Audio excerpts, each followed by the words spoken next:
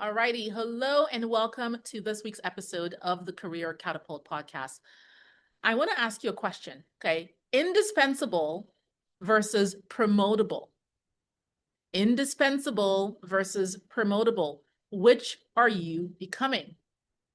If I asked you to audit your brand, if I asked you to audit how you have shown up, not throughout your career, but specifically in the last 30 days, okay, would you conclude that you are being indispensable or that you are being promotable? Okay, let's figure it out together. I'm going to do that by sharing with you the story of someone that I worked with many years ago now.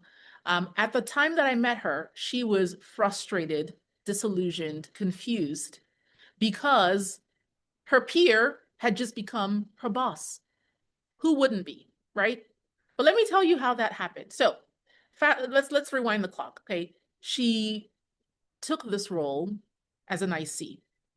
At the time that she took the role, she was told by her manager that the goal for this role is that she would then build out the team. She would 18 months later or so, prove out the concept and hire a team under her. That's why she was really excited about this job. 12 months after she took the job, the company began to scale, the product began to scale, and they needed more hands on board. So they hired a peer. She got her boss hired another team member who became her peer. And so she onboarded this person. Of course, he was really smart, came from, a well-known background, but she onboarded him into the company. He didn't have much industry experience, but she taught him everything that he knew as far as the industry goes. Okay. 12 months after that, he became her boss. And that's when we met. And so one of the things I needed to do very quickly was figure out why. I needed to diagnose the situation and figure out why this happened so that we could have a different outcome in the future for her. Okay. But here's why this happened. She was a senior software engineer. Okay. Company was an investor relations firm, a growing company. And at the time when she was hired, it was just a small team, her and a VP. And again, as the product scaled, they needed to expand. They brought on this gentleman who became her peer. Now, on occasion, their product would fail in market. It would malfunction. Okay.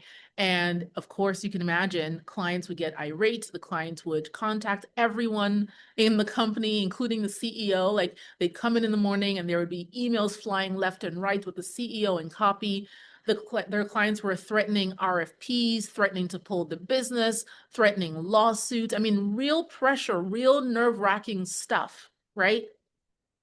Now, of course, as soon as she would get those emails, she would come in, roll up her sleeves, and go behind the scenes and begin to fix the problem, rally the other engineers to try to get a solution, give updates to her boss on the solution, right? She was doing her job.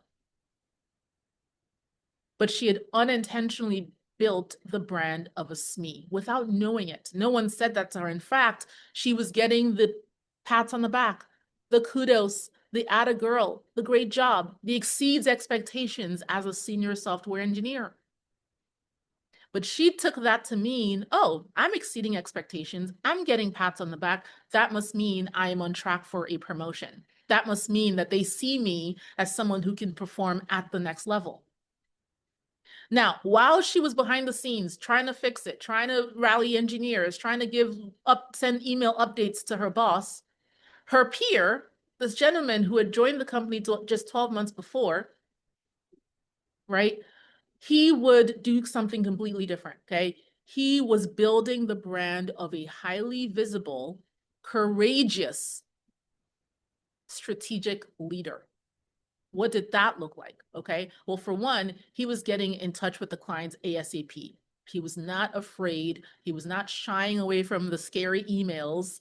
Okay. He would get in touch with the clients. He would respond directly to the emails with the CEO in it. He was responding directly to the CEO. CEOs writing emails and trying to figure out what's going on. Everyone's cowering. He was responding directly to the CEO saying, this is what's going on. This is the game plan. This is what we're going to do. These are my ideas for how we're going to resolve this. Okay. He was creating cross-functional teams to assess attrition risk with clients. and figure out a game plan for how to solve for that attrition risk. Okay. He was sending daily debriefs company-wide. This was not a huge company. Okay. But company-wide, he was sending daily debriefs so that everyone knew the state of the union, the state of affairs. He was partnering with the sales teams and flying out to clients like, hey, where are you going to client ABC? I'm going to hop on with you so I can speak from a more technical lens. And the top 10% of clients, he would hop on the plane and go there. And on and on. He was building the brand of a highly visible, strategic, courageous leader. She was building the brand of a SME. At the time, she didn't know that she was building the wrong brand. She thought she was just doing what she needed to do. She was just solving the problem. Is it any wonder? Is it any surprise that he became her boss just a few months later? Does it mean that the company was doing anything bad or nefarious, that they were out of integrity? No, it simply means that the skills that the company valued at the next level, he had on full display. She did not. The company did not need to have a director or senior director who was behind the scenes. That was not what they wanted in their senior director. They wanted that in the senior engineer. Right? That's what they wanted. And he had that on full display, and she did not. Was there necessarily an open position before he got promoted? Nope. Did he have to wait for his boss to retire? Right? Wait 15 years to be on somebody's succession plan? Nope. What did he do? He created a proposal. Right? He assessed the landscape, assessed the situation, figured out the gaps, figured out the blind spots, figured out what did not currently exist, created a proposal, was tenacious about it, got it approved, right? He created the role. It was greenlit by the C-suite. That's how he got promoted. Let me tell you as clearly as I can, okay? Your internal promotion to director or senior director, VP, or the C-suite will come after, not before, after you do the following two things. Number one, calibrate to the level that you are seeking. Calibrate to the level that you are seeking and operate that way consistently for 6+ months. Number two, tenaciously create proposals that make business sense. You do those two things, your promotion is right on the heels of that. If you don't do those two things, you can be solving problems. You can be pulling rabbits out of your hat every single day. You can be burning the midnight oil every single day. You can have people pick your brain every single day. But you will unintentionally build the brand of the SME, and the SME does not get promoted to senior leadership. I hope that this was insightful for you. Let me know by email or text, right?